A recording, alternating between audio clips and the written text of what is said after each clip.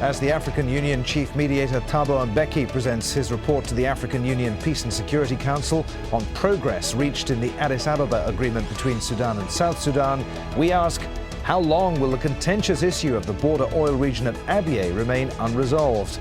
And what can the African Union and United Nations do about the growing tension? This is Inside Story.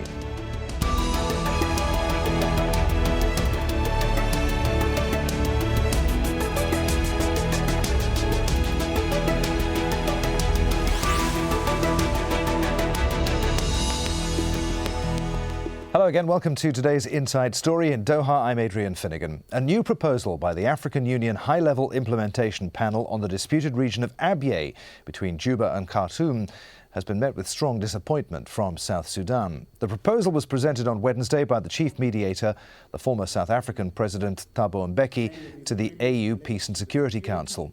It calls for the extension of negotiations over Abyei for 6 more weeks. Officials from South Sudan's governing Sudan People's Liberation Movement, the SPLM, said that they were surprised by the proposal. They said that the position isn't consistent with the AU roadmap and the UN resolution on the issue. Now, last month, the two countries signed a cooperation agreement on the unsettled issues between them. However, they failed to agree on border areas, including Abyei. Khartoum has said that it's in favour of a political solution that could lead to the partition of the border areas.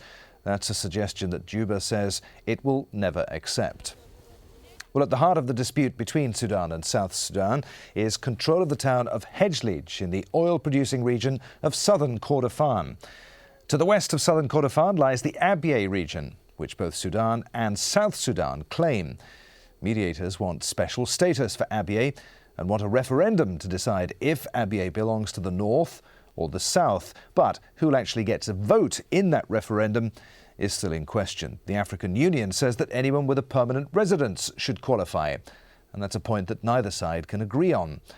And on the eastern part of the border, rebels have been fighting with the Sudanese government. Each country accuses the other of supporting rebel groups on its territory. Thousands of people on both sides of the border face legal limbo. Still, their citizenship isn't yet resolved. So, how long will the contentious issue of Abyei remain unresolved? To discuss this, we're joined by our guests today. In Oxford, Douglas Johnson, the author and scholar on the history of North East Africa, Sudan and South Sudan. He was involved in the Abyei Boundaries Commission in 2005. And from Khartoum, we're joined by Safwat Fanos, a political analyst and head of the Political Science Department at the University of Khartoum. Gentlemen, welcome to you both. Safwat Fanos, we'll start with you. What do you make of this proposed 6-week extension to these talks?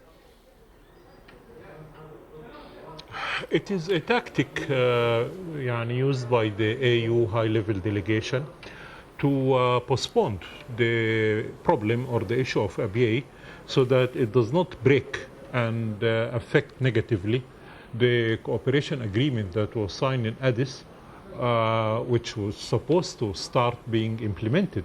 For example, the flow of the production export of oil through the Sudan, the 4 freedoms, the opening of the border for movements of goods, people, services, etc. So the fear of the AU High Delegation, led by Mbeki, is that Abyei and to a less extent the conflict over the 5 or the 4 border issues may negatively affect the implementation of the economic and social cooperation agreements, which is the key to have peace and stability in that region. So basically you think that they're trying... area between the two countries. Basically you think that they're trying to put as much distance between that agreement and the contentious issue of Abyei as they can so that things run smoothly.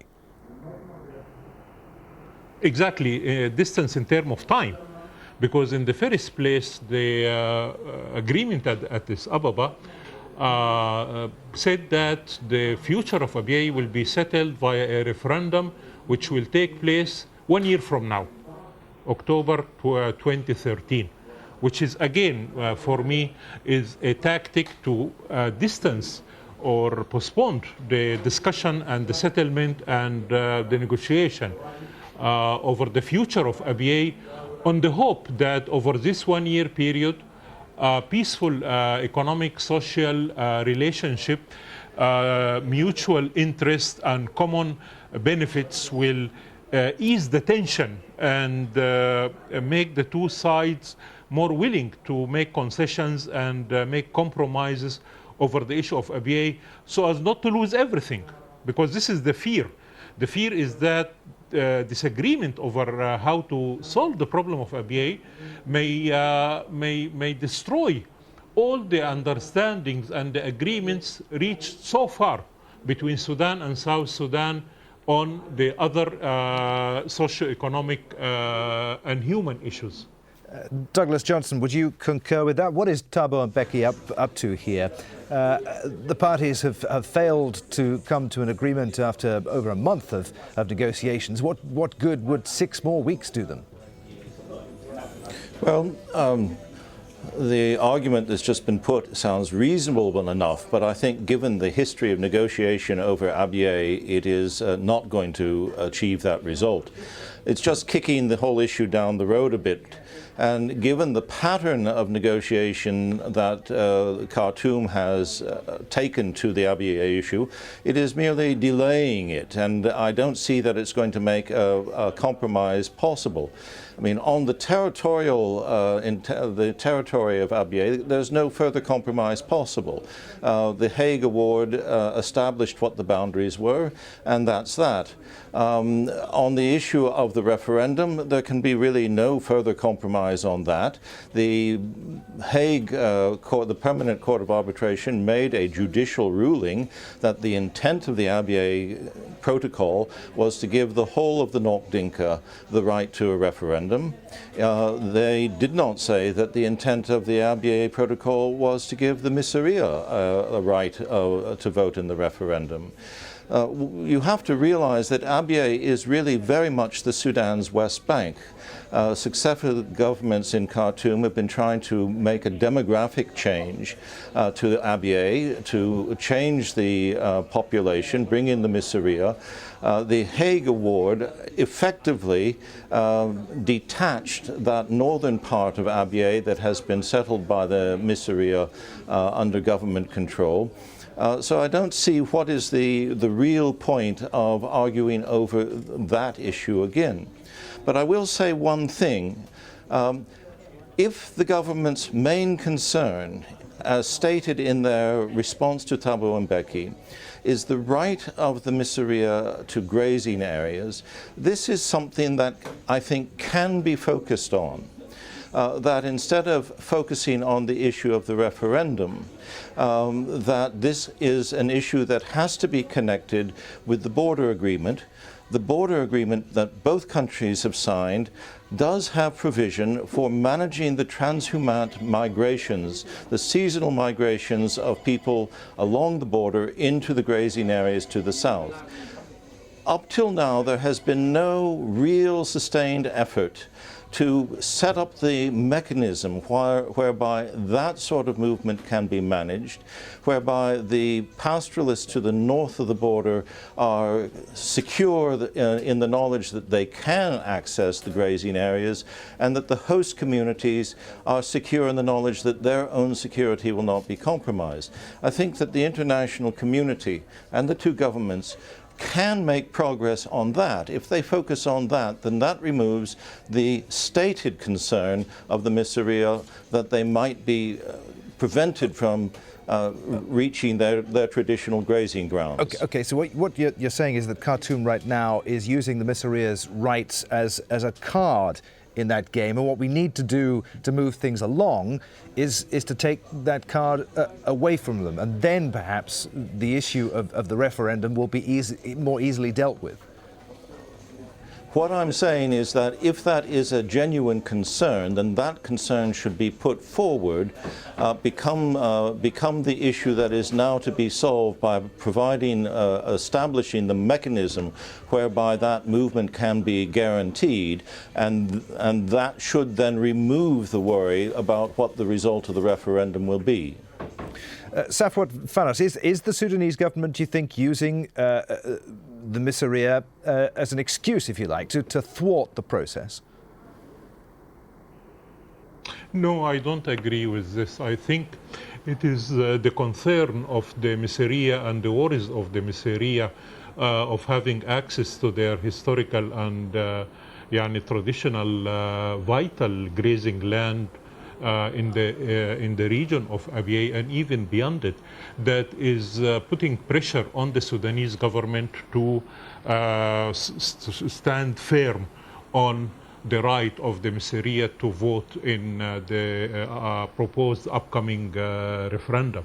So it is the other way around. It is the pressure from the Messeriyya that is, I would say, making it difficult for the government to drop the demand of the Messeriyya people, the Messeriyya tribe, to have the right to vote in the proposed upcoming referendum. If you say that it is a card in the hand of the government, the Sudanese government, in return for having peace, went all the way to give up South Sudan its independence, because this is the wish of the people of South Sudan. And we are talking about the area of South Sudan, approximately 800,000 kilometers. Abyei is 10,000 kilometers. So why should the Sudanese go? Where is the logic of the Sudanese government destroying the peace that it gave? It made this very difficult concession of allowing the South to separate from the country, and then create a big issue or a big fight over 10,000 kilometers. It doesn't, commonsensically, it doesn't make sense. The issue for the Sudanese government is peace, because they know that since Sudan became independent, it has been in war with the South, and this retarded the development of the country, the prosperity, the stability, the future of the whole country.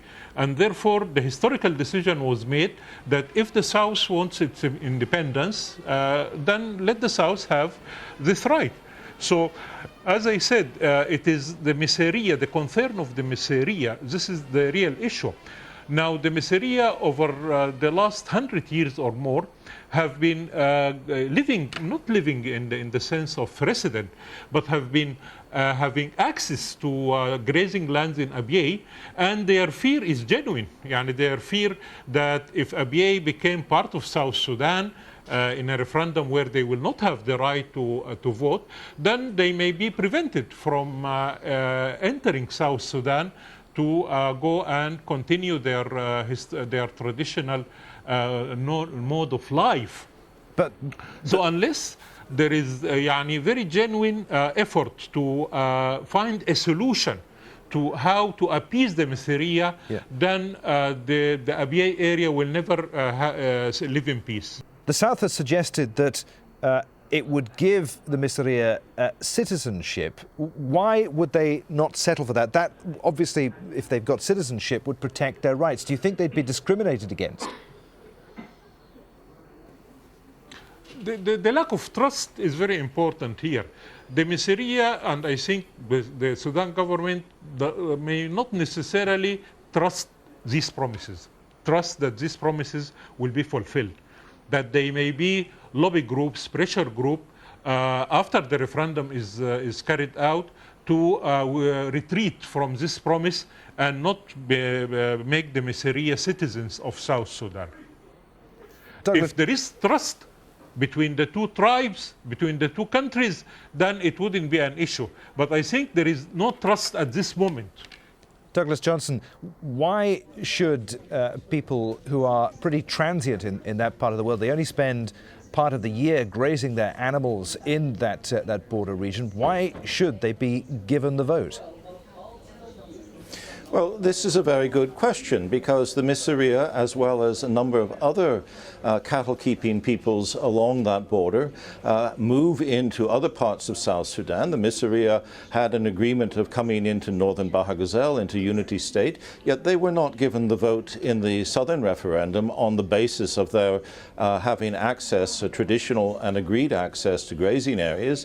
The Rizagat from South Darfur also come into northern Bahr Ghazal. They were not given the right to vote in the southern referendum, and numerous other groups who have continued to be able, even after independence, to move into the south for grazing, were not were not given the right to vote in the southern referendum. So it seems to me to be not only inconsistent but illogical to insist that the Messeriyya, those Messeriyya who are not permanently settled in the newly defined Abyei area, to be given a right that they did not have for the southern referendum, and which no other nomadic group has been given the right in the southern referendum. But I agree that there is mistrust. The mistrust is there in part because the Messeriyya were very actively recruited by the government as militias to attack parts of South Sudan. So the mistrust on the side of the host communities in South Sudan is, if we allow these people in, will they behave as they did during the war, or will there be a real chance for peaceful relations? That has to be, that fear on the side of people inside the South Sudan and the Nog Dinka has to be addressed too. This is why I say that the issue of grazing can be addressed parallel to or independently of the referendum issue. To get that settled, it has to be settled all along the border, all along 2,000 kilometers of the north-south border, not just Abyei. That has to be settled between the two governments and the state governments. And when that is done, I think that the issue of who votes in the referendum will be less contentious. Gentlemen, we'll pause there just for a moment because we're joined now from Juba by Barnaba Marial Benjamin, South Sudan's Minister for Information. Minister, thank you very much indeed for being with us. I understand that the South Sudanese government is, quote, very disappointed at this call to extend the negotiations by a further 6 weeks. Well, as you know, we as the government of South Sudan, we have been very exact with the timetable set by the African Roadmap, the African Union High Implementation Panel, according to the Security Council Resolution 2046. And we honestly believe that these issues, the remaining issues that are to be resolved, really do not need any postponement, because we think that the solution is possible to all this. With the new environment created, that the truth should prevail, the spirit of give and take will always be there, the spirit of win and win situation in which we signed the other 8 agreements. So really postponement is delaying without any strong reason for it. So but what can we say? What we need at the end of the day is a solution to these problems, and we think that solutions are possible. You think that concessions can be made by both sides. You sense a glimmer of hope.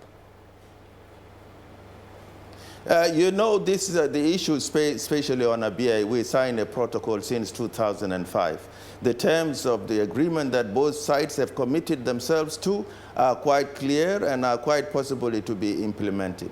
The delays in really implementing what we had agreed upon has always been the intransigent position and the difficult position that the Republic of Sudan has been taking. And that's why we say delaying the process. It does not help to speed up the implementation process and the spirit by which we have agreed on the other remaining issues of the Comprehensive Peace Agreement. Right. That is our position. We had to go to The Hague for the borders to be demarcated. We came back, all of us, convinced that we are going to implement the referendum to go ahead, and there we are. We've been bogged down until a lot of crisis grew out of that. So we believe that the spirit of finding a solution, a permanent solution, because what is just will always remain just. It is not postponing the time. Safwat Fanos, I just wanted to give you a chance, an opportunity before we lose you to respond to what the Minister has said there. Well, the minister, what he said is true, is reflecting the situation.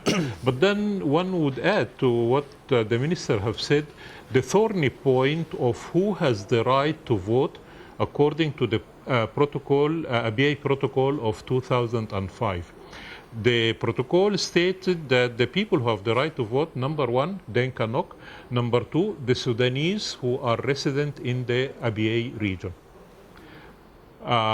The Sudan government and the SPLM interpret this as excluding the Messeriyya, whereby the Messeriyya and the Sudan government interpret this as including the Messeriyya. This is the reason why the referendum was not done in January 2011, and this is the reason why the Abyei issue is not easily solved via a referendum unless the two countries and the two tribes reach an agreement on the right or the lack of right of the Messeriyya to vote. Minister, do you want to respond to that? Well, with due respect to what the other partner is saying, the issue of who should vote in a referendum is determined by the residency of that individual in a particular place. We know that in Abyei area, there are the 9 Ngok Dinkas and any other resident of Abyei. It does not really include those who are living outside Abyei who may come there for 2-3 months. They cannot have a right of vote. This is even on international law that is not possible. You have got gypsies in Europe who move all across different countries, and when they come to a country where there is voting, they don't have a right to vote because they are passing through.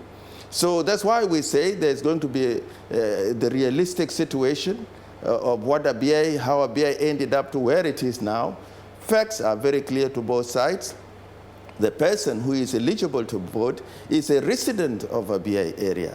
Not only the Sudanese, even any other person there who has stayed for more than for a period determined by the agreement will be the person eligible to vote. The Messeriyya they are talking about, these are Messeriyya who move to different parts of South Sudan, not in Abyei. There are some Messeriyya who go to the other parts in Warab state. Some even go as far as northern Bahr el-Ghazal state. And if there are elections there, they are not expected to vote because they come for grazing season. And then they go back to their permanent homes where they are residing. That's where they are supposed to vote. But the Messeriyya who are resident in Abyei, and that's where their home is, those will vote. But those who just come with the animals in order to assess water and grazing areas, according to international law, they are not visible for such an exercise. Douglas Johnson, we've got about 2 minutes left on the programme. I'm going to give you what may turn out to be the last word here, an opportunity to respond to the Minister there. As we said back at the beginning of the programme, you were involved with the Abyei Boundaries Commission in 2005.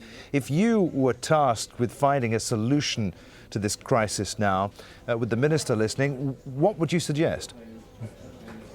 Well, I was tasked in a way to find a solution, and whatever solution I proposed failed. So I'm not sure that I'm the best person to ask about that.